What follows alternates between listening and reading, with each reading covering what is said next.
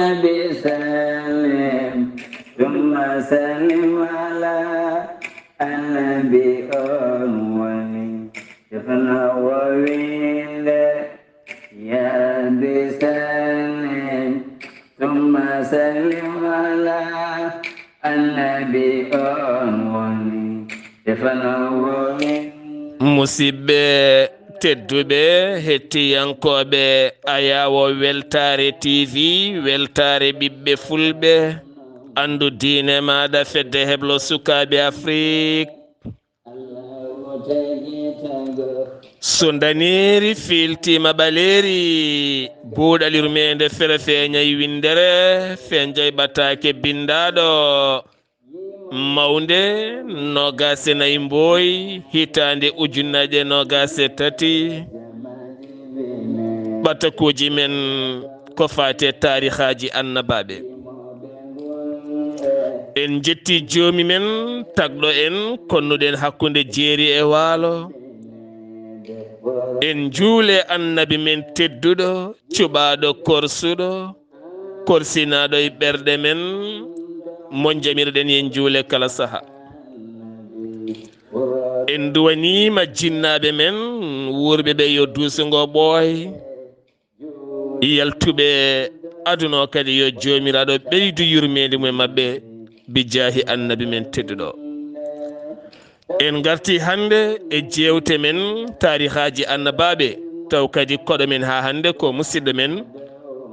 ceerno Khalidou Abdoullahi Sy gorko mo soringo taw kadi ko labtuɗo sawtuwol ko fate banggue tarihaji men annabaɓe dendagal bandiraɓe e musidɓe kala ene calmina en ene juuro en ne kirjina en eɗeɗo henna golle juɓɓuɗe on jarama nde tawno saabigal ɗo baɗal tan ko kewɗen wiide kala saaha fulɓe mbi humpitade ɓuuri humpede kumpitoɗen tagore Allah nde kumpitoɗen ko Allah tagui ko so en kumpitima tan ma wonan men jeynorgal faade lappi ɓamtare meɗen haade men yettade musidɗo men ceerno Khalid Abdoullahi Sy docteur Djiby Sow ne duusa en holi yo docteur Djiby Sow jiyaɗo tokkidira jogorɗo wadde jillu mum ɗo e balɗe dabɓe toon to Nouakchott lamorgo leydi Mauritanie holi yo docteur Djiby Sow wittiyanke leɗɗe cafrowo safroji fina tawa mo jomiraɗo rokki sellinde o saaha mo gonɗen docteur Djiby Sow bittuɗo leɗɗe hayɓe en ko laaɓi guila e leydi Mali ha e leyɗele goɗɗe kala ha tenti noon e ñabbuji cuuɗotoɗe nder ɓalli ko wayno fibron wonata koye nder reedu debbo wayno ɓiɗɗo ni ko wayno kyste wonata koye nder reedu debbo wayno ɓiɗɗo ni ko wayno neem e morit ne tampini yimɓe hande gonɗo nder e jalto bowal kala joguiɗo asma joguiɗo diabète joguiɗo tension koyɗe musoje keeceje musoje ɗojjo duumigo ko noon ni kadi donkude ɓesnude caɗele gorago fode docteur Djiby Sow ene safra sa yiiɗi jokkodirde e oɗo hen docteur Djiby Sow beele mbawon yewtidde caɗele maɗa mbatta ko 77 244 92 81 numéro makko leydi Sénégal numéro makko leydi Mali mbatta ko 00 223 70 85 72 47 o numéro noon woni numéro makko baɗɗo WhatsApp o musidɓe tedduɓe eɗen natana yewtere men tarihaji annabaɓe ceerno Khalid Abdoullahi Sy aɗa e jayde weltare tv weltare ɓiɓɓe fulɓe yewtere men buuɗalil men ko fate banggue tarihaji ceerno Khalid Abdoullahi Sy min calminima min juurimama bisimilla maɗa calmina bandiraɓe garene jewte meɗen ko fate banggue tarihaji meɗen annabaɓe Sana Muhammadu Borodo Windere Allah Windini Aha ende gida modam Borodo Windere Allah Windini ende modam ende gida modam Borodo Windere Den wadden julen e ɓurɗo nafa en yen kodde jango wurrodo winde nden. Waaleykum salam wa rahmatullahi taala wa barakatuhu. Seydi Sarr mi salminima mi juurimama mi weltanimama no feewi mi ñaganimama Allah moƴƴere en ñaguima Allah kadi nde Allah moƴƴanta en ñande foof taw ko moƴƴereji makko biyeteɗi cellal e kattande e coftal o waɗa e men ndenka makko ndenka ka wona sababu renede meɗen e wadde kala ko en potani wadde e nder nduɗo lewru korka yo Allah moƴƴanen o moƴƴana julɓe foof. Mi salminima Seydi Sarr Allah artiri en kadi hannde e moƴƴere mum e bawɗe mum wawɗo jottaɗo ɗo kadi addanden jewte meɗen gonɗen addude jewte annabaɓe taw koye buuɗal yurmede en calmini weltare ɓiɓe fulɓe andu diina ma foof to banggue YouTube to en calmini karallo o hono Seydou Abouba yo Allah yomo moƴƴere en calmini kadi taweteɓe ɗo foof en calmini julɗo fof ɗo woni salminoɓe kadi en keeɓi calminali ɗi yo Allah yoɓon moƴƴere on jarama no fewi onon foof yettima rewnoɓe to Sar Abdoulaye Sarr to omo yettina rewoɓe gaaɓe kay onon kay on jarama yo Allah yoɓon moƴƴere. ɗum noon Seydi Sarr mi salmini jinnaɓe wonɓe sababu wodere men e oɗo aduna mi salmini ceernam jinnaɗam ceerno Mahmoudou Belli Mbaye yo Allah junnu gurdam makko moƴƴina battane makko. Bisimilla ma aɗa wawi addude namdal ma to jiɗɗa ɓaroroɗen hannde e on saaha inchallahu taala puɗɗoɗen yewtere men Seydi Sarr mboɗo hettima. ceerno Khalid Abdoullahi Sy dendagal bandiraɓe men Mauritanie Mali Sénégal Gambie Guinée Bissau naaɓe kala ene calminma gila e nder leyɗele men ha e diaspora o kala alhamdulillah en keeɓi ɓatakuji kewɗi bandiraɓe hewɓe hollitɓe ene paadi yewtere nde tene kadi aɓe batti hen haqqillaji mabɓe no fewi aɓe calminma kattude aɓe duwonoma aɓe duwono kadi yewtere nde Allah rokkate enen kala famde ko haala hen ko. ceerno Khalid Abdoullahi Sy haade men yettade baba Adama eɗen garta seeɗa e kuɗol hoddiro ngol jomiraɗo adi tagde wi windu koye ngol kuɗol jiɗen artude ngol kuɗol holno ngol wano ceerno Khalid Abdoullahi Sy e holno ngol wayi. ay Sarr mi salmitimama mi nani namdal ma mi weltima no fewi eyyi gartuɗa joni koye kuɗol hoddiro Allah ngol eyyi ko ngol Allah adi tagde eyyi nde wonnoon haalde ko adi Adama ko way kono torsude lampa ha leyra ni haɗum yeyno no moƴƴi wela darde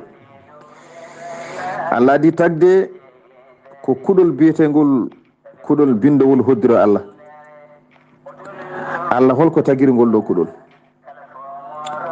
o tagi ngol koye annora wiyama o tagir ngol ko kanŋe biyeteɗo lu'lu taw ko danejo o wiyama ko on tagira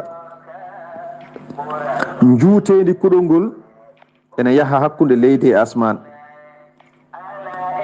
no kuɗol ngol juutirni so tawi ngol lelnama aɗa taabo aɗa yaaha sa tuggi to ngol fuɗɗi ga e to ngol haari to nde jettotoɗa taw woni duuɓi 105 juuteni maggol ko ni kuɗol ngol foti caggal nde Allah tagi ngol kuɗol Allah tagi alluwal biyetegal alluwal bindetegal hoddiroji Allah ngol taga ko e kanŋe biyeteɗo durratu taw ko danejo o hen banggue keddiɗo taga e yaɓutu taw ko boɗejo o juutedi alluwal ngal ene yaaha kadi hakkude leydi e asman jaajeedi alluwal ngal ene tugga funnague faye hirnague nelaɗo sallllahu alayhi wa sallam haalni o wi ene wodani Allah alluwal ngal ganduɗa gotel e banggue alluwal ngal ko yaɓutu boɗejo o fewnira banggue goɗɗo o fewnira ko zumratu taw ko bulajo o kono noon kuɗol ngol ko ɓuuri jentilde koye annore ngol taga Ibn Abbas ne haalenen o wi Allah tagi ngol ɗo kuɗol ko adi nde o tagata kala hunde ko adi nde omo taga dendagal tagore nde o tagi ngol ɗo kuɗol kanko Allah subhanahu wa taala on saha moye arshi makko he kanko Allah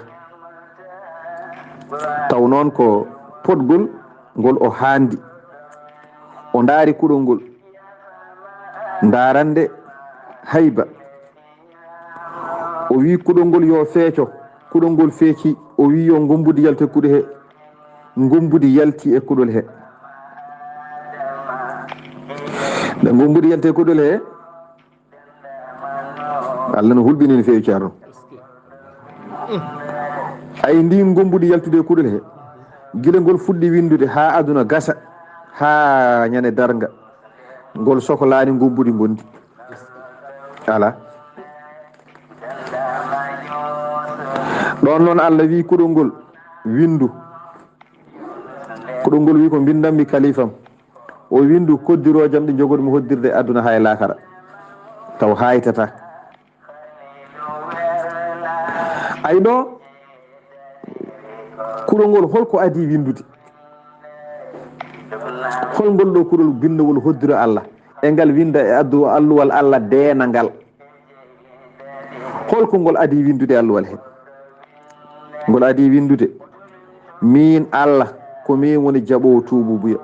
mboɗa jaɓa tuububuya on tuubɗo fewda e yam duttiɗo fewda e yam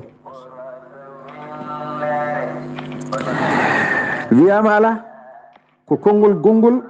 kuɗol ngol ɗo adi windude holngol konngol a yurmenam de adima tikkeram wiyama ko ɗum ɗo kuɗol ngol adi windude yurmede Allah adima windede e tikkere makko haari hen noon konnguɗi kewɗi hol konngol gadi ngol windede kono ɗiɗo konnguɗi ɗiɗi ene jeeya hen kono noon no sifori fof kuɗol ngol windi kala ko joguɗo wonoyde ɗo gila aduna diida ha aduna gasa ha yimɓe jaaha lakara ngol windi ko Allah hoddirta ngol windi ko moƴƴi ngol windi worodde ngol windi malal ngol wondi malkiso Allah wine qur'ana kala hunde min tongi ɗum kala hunde emin tongi ɗum nena e alluwal deenangal ngal simore wiyetede simore yasin sa ƴeewi tan nen toon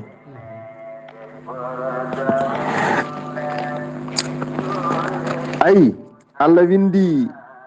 koddiroji makko ko adinde mo taga asman o ko adinde mo taga leydi ndi ayi ɗum ɗo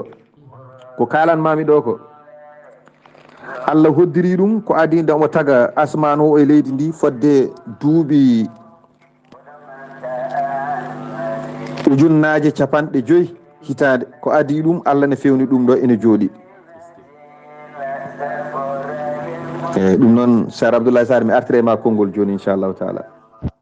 ceerno Khalidou Abdoullahi Sy fulɓe mbi humpitade ɓuuri humpede nde tawno sa yi neɗɗo kumpitiɗo tan o jogui ko torse gam yeynade lappipine ɓamtare makko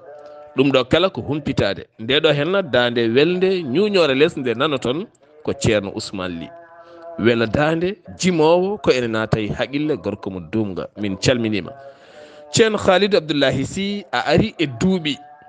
ko fatingol ɗo kuɗol hoddiro e ngal ɗo alluwal denangal ɗo jarata hakkude asman o tago asman walla tago kuɗol ngol kuɗol hoddiro hakkude mum e asman e hakkude mum e alluwal denangal artanamen e ɗo hen duuɓi ceerno Khalidou Abdoullahi Sy eyyi Seydi Sarr mi salminima e namdal ma gongal e gonga mi haali duuɓi ɗi tan mi deƴƴi eyyi ngallo alluwal e ngol ɗo kuɗol nde Allah tagi ɗum nde hakkude muɗum nde taga e hakkude asman o nde tagete ko lombiɗon ko duuɓi ujunnaje 50 hakkude nde Allah tagi kuɗol ngol ɗo bindowol hoddiro Allah e nder alluwal denangal hakkude nde ɗo tagore e nde Allah tagoyi asman o wona baba adama de ko asman o hade asman o tagede tan caggal nde kuɗol ngol taga ko lombiɗo no duuɓi ko duuɓi ujunnaje 100 a faami so ɗum ɓenni ngallo alluwal nde Allah tagi ngal Allah tagir ngal kange mo kalɗen o kala ñalawma Allah garɗo Allah darat alluwal ngal jamma fof garɗo kadi Allah ndaara alluwal ngal ñalawma holno foti laabi Allah ndaarata ngal Allah ndaara alluwal ngal laabi 360 so jamma ari kadi Allah ndaara alluwal ngal laabi 360 ndaarande kala ndaarande Allah ne taga hen tagore kala ndarange Allah ne arsugin hen arsugi kala ndarande Allah ne wara hen mayɗo mayoɓe kala ndarande Allah ne wurna ɗon kala ndarande Allah ne teddina ɗon tedduɗo kala ndarande Allah ne waɗa ɗon waliyu kala ndarande Allah ne golla hen ko haaji kala ndarande Allah ne taga hen tagoji kewɗe kala ndarande Allah ne arsugin hen yimɓe hewɓe ɓe jiitano goni aduna en garjugneɓe foof ko enen ndarande jalti mo laje mumen jontaten maɓe koye nder ndarande dañoɓe teddungal aduna ɓe fof ko enen ndaran ɗen ɗon ndarande ko ɗum Allah haalino to Qur'anil Karim o wi ko noon tigui ko Allah wodani tago e fii kala senare wodani Allah jeeɗo windere nde Allah kadi haalino e Qur'ana rondota ko debbo cowiɗo so wona Allah tini wallinta debbo cowiɗo o jibina so wona koye gandal Allah fittanu wurnetake rokke gurdam jundam fittanu ussetake rokke gurdam dabɓiɗɗam so wona foof nana e ngal ɗo alluwal dena ngal winda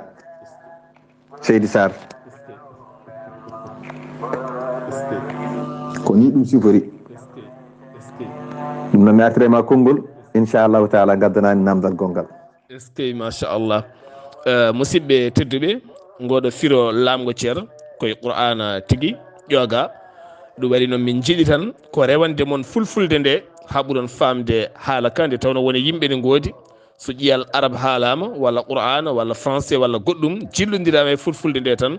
jomum men majjan no fewi ko fate banggue ko jinno andude ko ɗum jeeyi sababu noon min paccirana moon e ɗemgal men fulfulde ha ɓuuron labde ceerno Khalid Abdoullahi Sy haade men arde e baba adama danki Allah subhanahu wa ta'ala ki holno ki tagira ɓayden naate tago kuɗol hawen jettima asmawuji kame alluwal hoddiro eyyi Seydi Sarr mi salminima mbiɗa danki kine holto taga danki Allah kalteki arshi o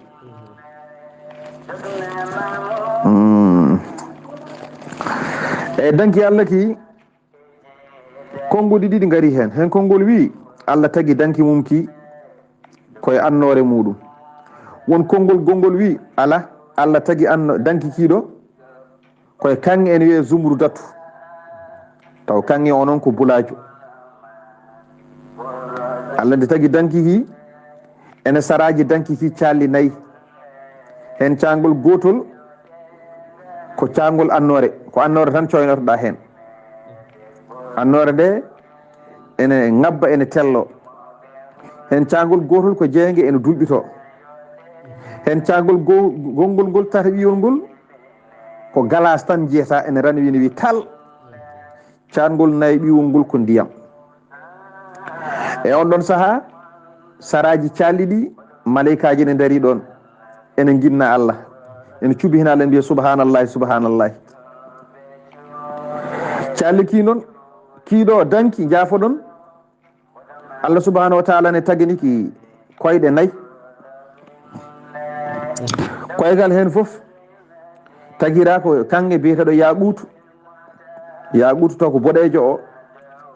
hakkude koyngal e koyngal foof noon koyɗe nayyi ɗe hakkude koyngal e koyngal foof so tawi a jaggi teppere maɗa yaaha ene yarane duuɓi ujunnaje 60 hakkude koyngal e koyngal foof juutedi ndi ko noon foti jaajeedi ndi ko noon foti eyyi danki ki jogui ko mbaadi daɗɗudi eyyi koyɗe ɗe rondiɗe koyɗe nayyi ɗe rondiɗe ko malaikaji 6 eyyi ko ɗum ɗo woni danki Allah ki ɓayde ko danki ki holno ki tagira holko woni sifa makki ko ni woni sifa danki ki ɗum noon Seydi Sarr mboɗo heeɗima ha gadda namdal gongol so hawre welede Allah ceerno Khalid Abdoullahi Sy no mbiɗa joni nde tawno sa yiiɗi andude hooli baba adama alay saago jogoɗa torse o noon ko siloyade ha gaddoɗen e tagoje goɗɗe ɗe. En kaali kuɗol hoddiro alluwal denangal asmawuji hakkude mum e duuɓi ha yetti danki Allah subhanahu wa taala kino ki teguiɗa. ceerno Khalid hade men yettade baba adama o jiiɗi artude koye tago kaaƴe. hol hayre ɓurde mawnude aduna adinde tagede e kaaƴe ɓurɗe mawnude Allah subhanahu wa taala tagui no ɗe poti e dow leydi ndi taw kadi ko jangtade taw jangtide ko Allah subhanahu wa taala. eyyi Seydi Sarr mi salminima to banggue kaaƴe ɗe eyyi ko kanƴe namdiɗa joni. kaaƴe gonɗe e aduna ɗe foof ene waɗi adide tagede kono ene waɗi kadi wonde baba kanƴe foof. kaaƴe gonɗe e aduna ɗe foof wiyama ko hayre wiyetede abi ɓubaysi wonde makka nde ko nden adi tagede e dendagal kaaƴe ɗe ɗum haalama. kono kaaƴe gonɗe e aduna ɗe foof sa rendiniɗe to banggue limore ko 197 hayre ɓayde ko kaaƴe mawɗe ɗe ɗum ɓuri lollude. kono noon hayre adinde wallinede e leydi he ko hayre wiyetede abi ɓubaysi nde woni ko makka. kono noon wiyama kaaƴe ɗe foof woni babiraɗo woni lamɗo ko hayre wiyetede Qaaf. nde innira simore wotere wiya Qaaf wal Qur'anil Majid. Allah waɗi ndeɗo hayre kala kaaƴe gonɗe e aduna he ene jogui ɗaɗol ene jokkoyi e ndeɗo hayre. ndeɗo hayre Allah waɗi ko kayre woni lamɗo mawɗo dendagal kaaƴe tagaɗe. ay ko ɗum waɗi sababu hay ñanden ko Turki en dilli ɗo ko Allah so tawi yiiɗi dellinde wone leyɗele walla o yiiɗi munnude wone gueɗe wone banggueji ko ndeɗo hayre kanko Allah subhanahu wa taala o yamirta yo dillin gotel e ɗaɗi mum. kala hayre wonde e aduna he ene jogui ɗaɗol ene sengoyi e ndeɗo hayre. ndeɗo hayre ko kayre fiilti aduna o. aduna o foof lombi ko e mayre. o yamira noon hayre nde yo dillin so dillini gotel e ɗaɗi mum ɗum ko jiita hen banggue wiye leydi dilli toon yimɓe mayi. ko Allah mbiya ɓeɗo munnama e nder leydi. ko ndeɗo hayre wiyetede Qaaf. nde ko filtide aduna o hay goto anda fodde mayre mawnugol mayre so wona Allah subhanahu wa taala.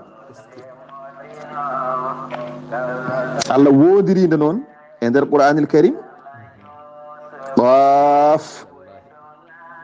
wal Qur'anil Majid. Allah wodiri ndeɗo hayre wadde ganda kono hayre nde ganduɗa nde heewi kawisaji no feewi. ene caggal mayre noon kayre nde filti ko aduna o kono ene caggal mayre fodde 70 ujunere leydi taw leydi ndi ɗon fof ko kange fewnira. ene ron kadi 70 ujunere leydi taw ko jamɗe tan fewnira. Allah no hulɓini no feewi. ay ɗen ɗon leyɗele kalmi joni hoɗɓe toon ɓe ene hen maleykaji ene hen ko wona maleykaji kono toon ala nangue toon ala lewru toon ala nguleki toon ala ɓuuɓol. ɗen ɗon leyɗele juuteni majje ene yarane duuɓi ujunnaje 10. caggal ɗen ɗon leyɗele kadi maaje nen toon taw ko maaje niɓɓere. caggal ɗen ɗon maaje niɓɓere wirgalloji goni toon taw wirgalloji ɗi ko hendu tan nanata. ay caggal ɗin wirgalloji ko boddi mawdi woni toon. boddi mawdi ndiɗo fiilti ko dendagal aduna o. ala ko woni golle mayri so wona ende subhina Allah subhanallah wa bihamdihi gila aduna diida ha aduna gasa yimɓe jaaha lahara ko ni tan woni golle mayri ende subhina Allah subhanahu ende sennina Allah e kala mana ko Allah handani. Seydi Sarr konngol artema inchallahu taala. hande jogoɗa nadde baba Adama kadi Seydi Sarr. min nata baba adama joni inchallah ceerno Haali Abdoullahi si ɗum ɗo kala ko Allah haalime qur'ana qaf ko hayre ɓurde mawnude kaaje kala koɗen ji woɗeɓe hande o aɓe jaaha ɓe bittoya ndiɗo leydi kalɗa ndi e kala saha haɓe kollita wonde ɓe jii leydi pondi hoɗede aɓe ƴeewa beele yimɓe men hono men enen ne mbawi hodde toon walla ala ceerno Haalidou Abdoullahi Sy caggal ndeɗo hayre nde Allah wi qaf beele hoɗɓe toon ɓe yimɓe e jinneji wonɓe toon ɓe yimɓe e malikaji wonɓe toon ɓe mbete yimɓe wonɓe toon ɓe koɓe ɓiɓɓe baba adama no men en ni walla ko tagoji goɗɗi gonɗi toon holno ɗum wayi ceerno Haali Abdoullahi Sy eyyi Seydou Sarr mi salminima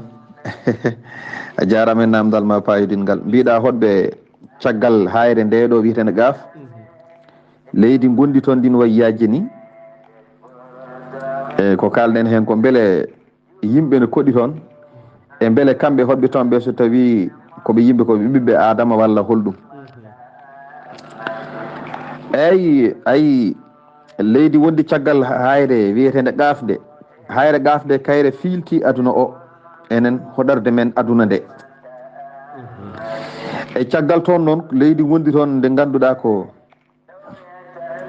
halis danejo fewnira ndin so tawi a fondide e leydi aduna o hande ɗo enen mo koɗɗen o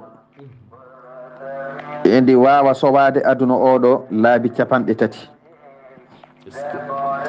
leƴƴi kewɗi noon nen toon ɓe ganduɗa ɓe gofata Allah ko fate majjande jitere sahabaɓe nelaɗo Allah sallllahu alayhi wa sallam meeɗi no namdade nelaɗo beele ɓeeɗo ko ɓiɓɓe adama nelaɗo wi anda ɓeeɗo so wona Allah ɓeeɗo ganda ɓiɓɓe adama ene goodi ni ɓe mbi nelaɗo Allah sallllahu alayhi wa sallam ɓeeɗo kam kamɓe holto Iblise heedi e mabɓe wadde nelaɗo wi ɓeeɗo ganda Iblisa caggal ɗum nelaɗo haale mabɓe aaye Allah to Allah wiyanno Allah ne taga goɗɗum ko on ganda kadi ndin ɗon leydi ko felo koyngal ni wawa ñibde e mayri ala felo koyngal wawa darade e mayri kono noon wiyama Zalqarnayni joom gallaɗi ɗiɗi o mo ganduɗa wiyama yeehi to funnage haaɗi to hirnage haaɗi oɗon meeɗino yaade ha toon omo yaade 90 ujunere e konu makko kono kamɓe fof ko toon ɓe maayi wamma so tawi ko hayre wiyetende juudijji hayre nde gadduɗa ko e mayre laana annabi Nuhu garoyno eyyi nden kadi no woodi nden ko Allah subhanahu wa taala wahino kaaje ɗe o noddide kanje fof o yamiriɗe goram yoɗe jaɓɓo e laana annabi Nuhu kanje fof noon ɗe mawnikini ndeɗo hayre wi kañum kam jarani kene tampina hoore mum sibi heɓata nde yankini nde sujjani Allah yamiri noon laana annabi Nuhu yo gaaro e mayre kayre wiyete juudiji yankinare no moƴƴi no feewi wiyama noon kaaje kewɗe gonɗe Makka ɗe geggi koye ndeɗo hayre eyi koye ndeɗo hayre no ɗe yulirta ni ɗe geggi ɗe pay toon ɗum ne kadi ko histoire juɗɗo seeɗa ndeɗo hayre noon wiyetende juudiji ene juuti no feewi juuteni mayri ceerno neɗɗo wawa haalandemo ɗum caggal ɗum hayre wonde no woodi ne wiya Rahun ko nden hayre woni nde baba Adama jippodino e nder aljanna nden nde baba Adama yaltata aljanna omo jippodi e hayre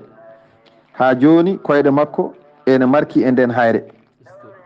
juuteni nden hayre ko ziraji 10 serani hayre nde ene tawe hande e leydi Hindi ande tawe e leydi Hindu hande ko toon nde heedi kayre ndeɗo hayre eyyi kaaji ɗe ala kullin en kaalino ɗe puuti ɗe keewi kono noon yimɓe nan toon ɓen ko yedduɓe annabaɓe Allah hande ɓurɓe battade nde ɗon hayre ɓen jeeya koye yedduɓe annabaɓe Allah kadi ɓe gona ɓornotoɓe comci koɓe ɓolɗuɓe ɓalli mabɓe ɗi ɓe ɓatta comci maɓe juuri cuhli ɗi ne jaaha kippa ɓalli ɗi ñamde mabɓe ɓe ñamata tan ko leɗɗe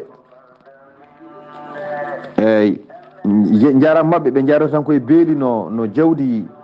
durita gasna yara e beeli ni kamɓe ko noon ɓe jardata ɗum noon Sar Abdoulaye Sarr eɗen mbawi wadde feere dartoɗe natene Baba Adama hankkadi sen dewi ɗiɗo alhaaliji en jogorani memde Baba Adama de ɗo e feccere lewru ndu Seydi Sarr mi salminima haminana ko kalɗa est ce que machallah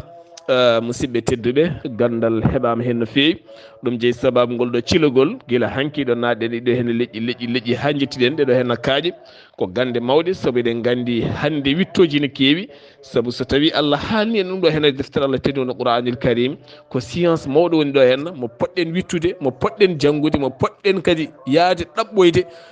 ganden ɗum ɗo henna ko gandal ngal Allah subahanahu wa taala rokki en ne haalani men jamma ñalawma ko enen poti ɗaɓɓude ɗum ceerno Khalid Abdoullahi Sy golle ma jooɗi peewi a jarama yo Allah yooɓe moƴƴere nde tawno ko mbimi ko tan humpitade ɓuuri humpede yo Allah rokku men humpitade ko moƴƴi kumpiten ko moƴƴi ha weeyo men wona weeyo gandal moƴƴal naftowal rendo nafta sukaɓe ariyoɓe nde tawno jamanu nana ara ɗeɗo henna gande ɗe kalta ɗe foof koye ɗeɗo henna yimɓe duttoto gam wawde ferde lappi pine ɓamtare ha peeñen hono waɗe ɓe hande bayni ceerno Khalid no mbiɗa ni ko noon tigui hankkadi en natade Baba Adama saabu en diguima guila hanki sowona ɗum tan en ndewat ɗeɗo tagoje ha lewru ndu gasani taw en natani Baba Adama ceerno Khalid Abdoullahi Sy holi yo baba windere holi yo Baba Adama holno taguira hol leyɗele dendinaɗe ha Baba Adama woni ceerno Khalid bisimilla eyi Seydi Sarr mi salminimi ɗum de ɓuuri hankkadi de mbeɗen feere minen Adama seeɗa eyyi hankkadi tago Adama eɗen mbawi memde Baba Adama hankkadi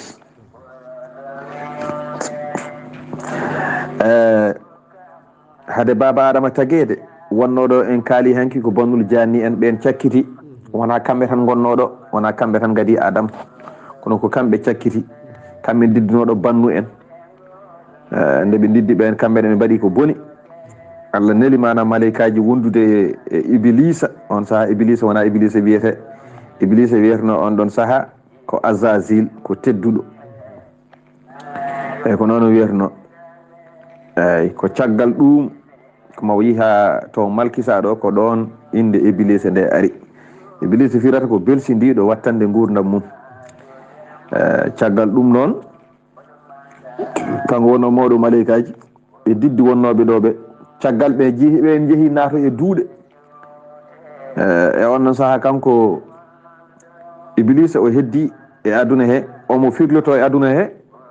e leydi he omo yaato asmanuji Allah subhanahu wa taala noddi malaikaji waɗi ɗumen batu taw Allah muuyi tagde ko wiyete neɗɗo ko eyyi Baba Adama Allah noddi batu nde Allah noddi batu malaikaji ɓe ngari Allah huccete mabɓe wi min de mboɗiɗo wadde e dow ndiɗo leydi mo ene lomto e siinude jamiro jaam mo ene lomto e rentade kaɗam mboɗiɗo wadde ɗum e dow leydi he malaikaji ɗi keɓɓiti mbimo i joomam a waɗane ndiɗo leydi mo ganduɗa ɓe ganduɗa ɓe enen duufa ene bonna ndiɗo leydi enen duufa ƴiiƴe meeje te minen ko min ɗo ene minen malaikaji